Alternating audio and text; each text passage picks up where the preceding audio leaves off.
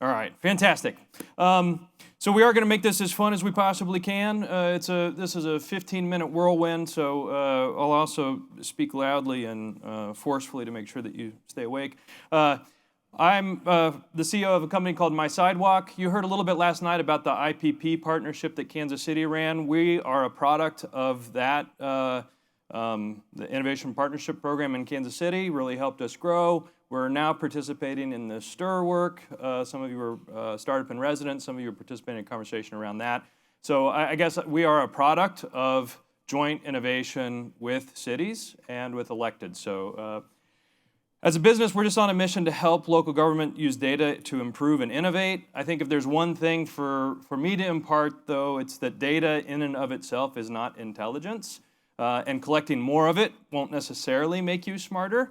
You really have to be thinking about what you're going to do with that. So for us, intelligence is data that meets the needs of a decision maker, whether that decision maker is an elected, a department head, a resident. It really has to be combined in a way that makes sense. All right, so this is our process. It looks long. It is 7 steps. The good news is you're going to be achieving these over the next year. So it's really just like a step every other month. No big deal. And we already did some of them for you as well. But in our experience, making data-driven change requires these 7 elements. First, you have to create your problem statement. Second, you have to compile the data. Third, you conduct your analysis and look for insights.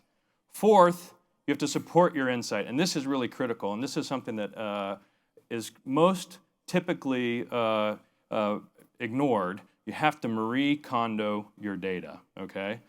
So what that means is you have to look at all of your KPIs and you have to say, does this KPI really make me happy? Does this KPI really, really make me happy? And if so, you should keep it. If not, you should get rid of it. Because you really need like 5, 10 KPIs. 147 KPIs are the way to kill every initiative in the city. So pay attention to that. Next, this is very much at this point about the story. It has to be about emotion. It has to be about design. And you have to think about how you're going to communicate this. And I think that this is actually data science work. And it's oftentimes where electeds, it's like your most important role as a data scientist is in this storytelling part of the work. Next, you have to think about every data change as a launch. You have to publicize it. You have to promote it. You have to keep talking about it.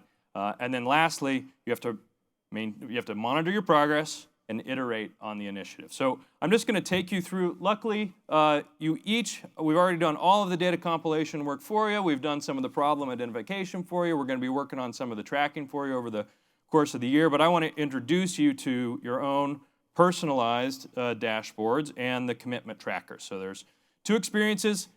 Probably the single most important thing I can tell you is to get to these, you go to your app, and then there's for those of you that don't know, it's called a hamburger menu. It's those little 3 lines. There's a little hamburger menu in the upper left-hand corner. Hit the hamburger menu. The 3rd item down says mySideWalk. Hit that. It'll launch the screen on the right, and then you should bookmark that right now so that you can always get to it in the future. From that website, you can access both your cities, and you'll be able to read through the list. Every city's data dashboard is on there. You'll be able to access your city's dashboard, and then also the conference impact dashboard. We're going to be maintaining that over the course of the year and keeping track of all your commitments and communicating about best practices. All right, really quickly, just as a way to introduce these to you, the economy and entrepreneurship dashboard, there are some of the same metrics that we've had included over the last couple of years. We wanted to help you track your progress if you were following along on these. I'm not going to take you through it. Do that on your own. Also, we've got a team here. They're manning a station over by the door. They're happy to kind of walk through these with you and help you interpret your own experiences. I think based on what we've already heard today, a couple of takeaways. Make sure that you check out the community livability portion of the dashboard. Inside of it, you'll find a lot of quality of life indicators. And we've heard quite a bit already today about how important it is to build a sense of place. And that can nurture your startup ecosystems, your entrepreneurship ecosystems. Diversity and inclusion is a good place to be looking as well. Lots of good statistics about your local communities. And one of the things that we point out in here, African American women are 6 times more likely to start a business than the rest of the startup community. And so just if you're not thinking about this in an inclusive way, then you're going to be losing out on some of the largest sectors of growth across the country. On the economic health tab, that's a good place to look for your unique strengths. One of the things that we're always advising community is to really make sure that you understand how you're different than everyone else. So in that section, you can see how you compare to your state, and you can also feel free to dig into a couple of other cities' experiences as well to make sure that you understand what are your unique strengths, how do you take advantage of them. And then lastly, for those of you that have opportunity zones, we've added this to your dashboards as well, so you can go in and look at where those opportunity zones exist. One, just kind of note on that last conversation, the communities that we've worked with, one of the tactics they've taken to take advantage of the opportunity zone legislation is to be proactive in how they're communicating about their city's investments in those opportunity zones. So think about your ability as a city to guide opportunity zone investments by communicating about, here are the infrastructure investments we're making, here are the social capital investments that we're making. How can we think about the investments that we're making in the community as an advertisement in some ways for more development in a place that we want it to be and on our terms.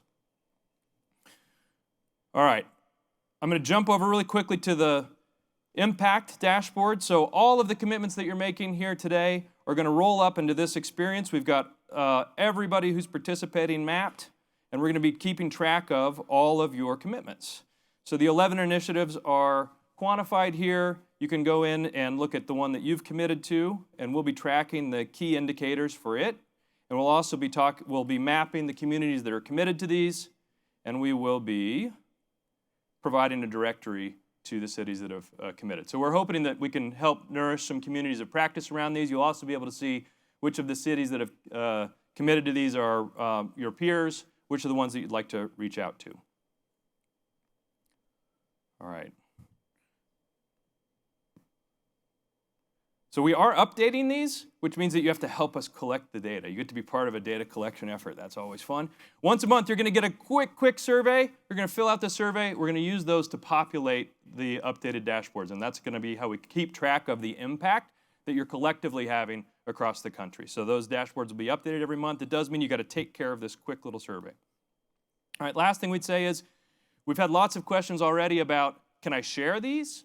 Absolutely, you can share them. The URL is something that you can tweet out. We have people that like to put them in their email signatures. You can put it on your website.